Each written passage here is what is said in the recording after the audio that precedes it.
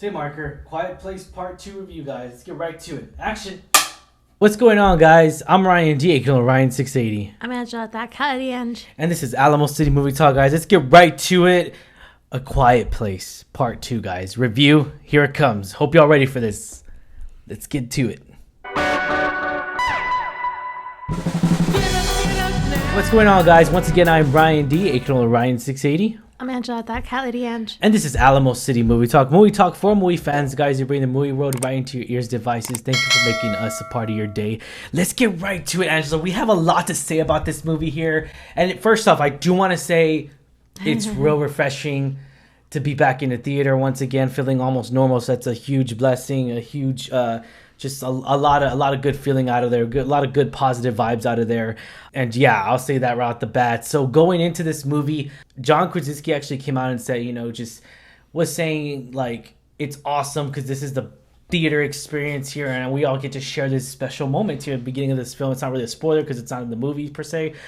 So he comes out and says it. And here's the thing, I am a sucker. Angela knows I am a sucker for behind the scenes stuff, and to know that he actually did that shows us so much that he really cares about not only his film, but he cares about the people, the community, and all that stuff, regardless of just people in general. And I feel like that was a really good message out of there because it shows like just what kind of character he really is, And let's get right into this film. I mean, obviously a different kind of tone with this movie, and I like it because this movie feels way more grounded than the last one. Because the last one, we go into this world and we're just like, what the heck? So many questions, and yet there's still a lot more questions in this second one. But some of them were answered, kinda, not really, maybe. You never know. So yeah, I mean, I'll get right to it, man. I mean, John Krasinski written and directed this movie as well.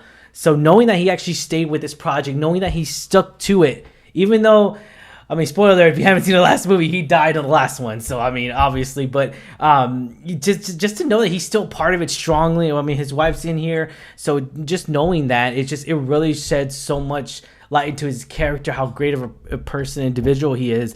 And I love how this story really progresses. I mean, there's a lot of huge character development we saw with all three of them. And the fourth one that we saw in here, of course, that's casted in here as well.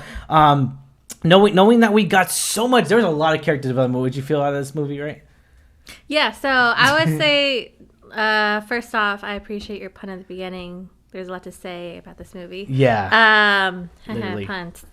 But I agree with you that there is a lot of character development. So you have, the family. Yeah. The Abbott family from the first one, and unfortunately, because John Krasinski's character is no longer there, it's literally Emily Blunt, the wife, their newborn baby, and then their two kids. Evelyn, yeah. One of which who is deaf, I believe. Mm-hmm, yes. So she has the cochlear implant, The ear implant, yeah. So I really like how it starts off not from where it leaves off right away. Like, it starts off explaining more of that day that this happened. Yeah. I really like that. We get a little bit more explanation. Like I said, there's still open-ended questions. Where do they come from? Who are these creatures? So on and so forth. But we get to see a little bit more of the town's reaction as these creatures terrorize and come from somewhere. So I really like that. We do get introduced to a new character, Cillian Murphy's character. Yeah, man, which is, we know him from 28 Days Later. We seen him in Batman Begins. So many different Red Eyes, so many different kind of films this guy has done. And just to know what kind of, I know we were talking about it right after we saw this movie. I was all like, you know what? He always plays a really good bad guy. But in 20 Days Later, he did not play a bad guy, obviously. But I feel like he plays a really good bad guy in that sense. Does. And I love that. I mean, hey, if you're good at being the bad guy, be good being the bad guy. That's all I'm saying. Bruh, you got it. There got this. There are plenty of actors who do a really good villain. For sure. And I would say he's talented enough to pull off a really 100%. Good villain.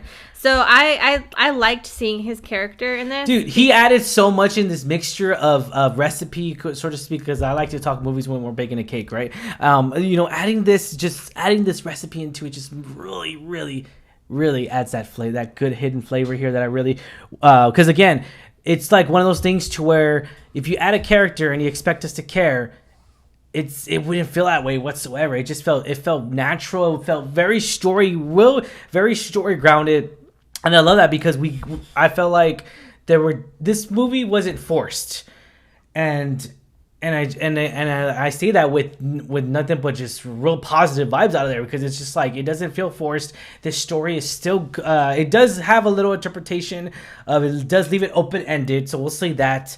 It does leave it open ended there. But yeah, I'm so on board with this movie. I'm so excited to see what else is in store here. I'm so excited just to see what more we're gonna see out of these characters. I mean, dude, this is an intense film, guys. It's way more intense. I would say almost as much, or probably a little bit more, I would say, for me, a little bit more than the first one. I would say the scenes where like they're trying to avoid the creatures are a lot more.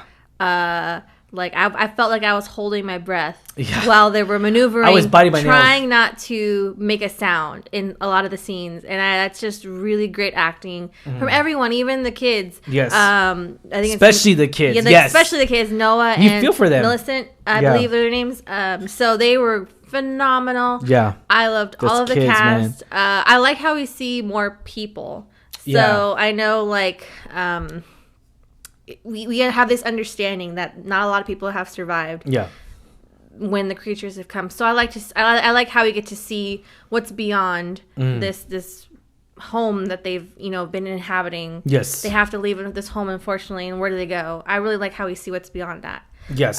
So I really enjoyed all those nuances that we see.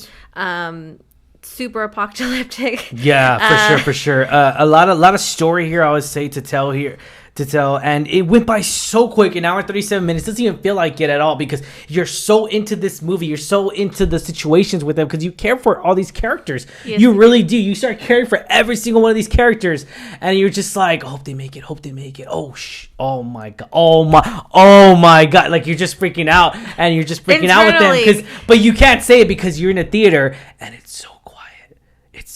But also, I feel like it's such a good direction, because you kind of want, outside of theater, you just kind of want to be quiet with the characters in the movie, because you feel like you're part of that, like you're in that suspense, and that's damn good directing, John Krasinski. That's a damn good job. I love. He also gives a little backstory here, which I love, because this is a prime example of introducing us to a character that really has been there. We're not going to go too much in detail because that's spoiler, but that's been there somewhat in the beginning. I love it because it took like 5-10 minutes just to show us that little small introductory there of one of the characters. We're not going to say who because that's going to spoil it, but just showing us that, like, dude, that means if you really understand the story and the artwork in here, like, you could really fulfill anything with this story. I feel like, because you're so connected to it, and you're so emotionally attached to it, which is great, because you get to share that emotional attachments with us, with all the fans, with the moviegoers out there. Because even when we after we watched the film in the theater, I was even eavesdropping. I like to eavesdrop every now and then on other people's conversations, and they're even. I did not hear one negative thing. They were just like, "I want it more. That's it." Or a lot of them were just like, "What? Like, that's it?" Because the ending, again, it's open-ended, open for interpretation, and it leaves you. We left the theater wanting a lot more. We wanted more. Yeah, for sure. This definitely could have possibilities to open up and, like you say, a trilogy. Yes, a trilogy, which I would see that happening more. Please, John. Please, John. Please. Yeah, depending how much money this movie makes. Hopefully, it makes a lot of money. Gets people's butts in the seats in the theaters, because they for sure got us in the seats. Which, by the way, the theaters was packed. Yeah. So we're very, if people are safe and they're feel comfortable doing so glad to see theaters are making a comeback. Again, guys, be safe when you go. Wear your masks if you can, if you want to, if the theater requires you to. But I really enjoyed seeing this in a packed theater, because this reminds me of 100%. pre-COVID. 100% right there. I totally agree with you there. All right, let's get right to it. Was this the film that we needed, Angela? I would say yes. Yes. Oh, yes. Was this the film that we deserved? Yes. I would say, yeah. Rate 1 out of 10, 10 being the highest. We're going to give this rating.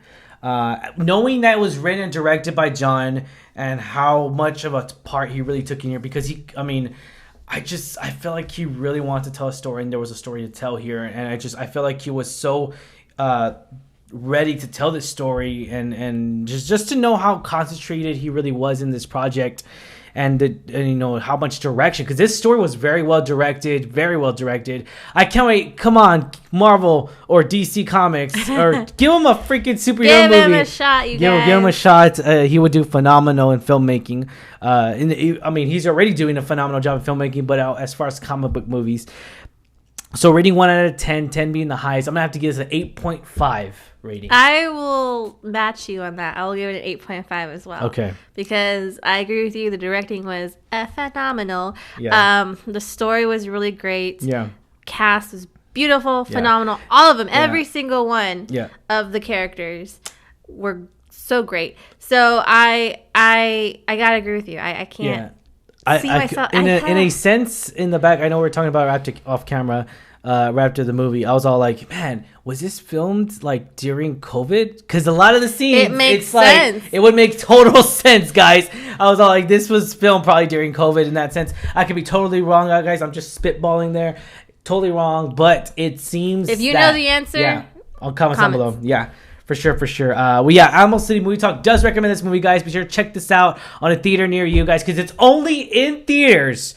Only in theaters, guys, which you need to go check this out at the theater if you feel that safe. If not, don't worry about it. Check it out when it comes out on Netflix, Blu-ray. Because we recommend buying this movie. Oh, yeah. For sure. Because we'll buy it. Oh, yeah. Definitely. Adding it to the collection. All right, guys. Well, if you have not already, hit that subscribe button. Give us a thumbs up. Be like a review. As always, I'm your host, Ryan D. Ryan680. I'm Angela at that Kylie DeAnge. And this is Alamo City Movie Talk, guys. Stay safe. And be quiet.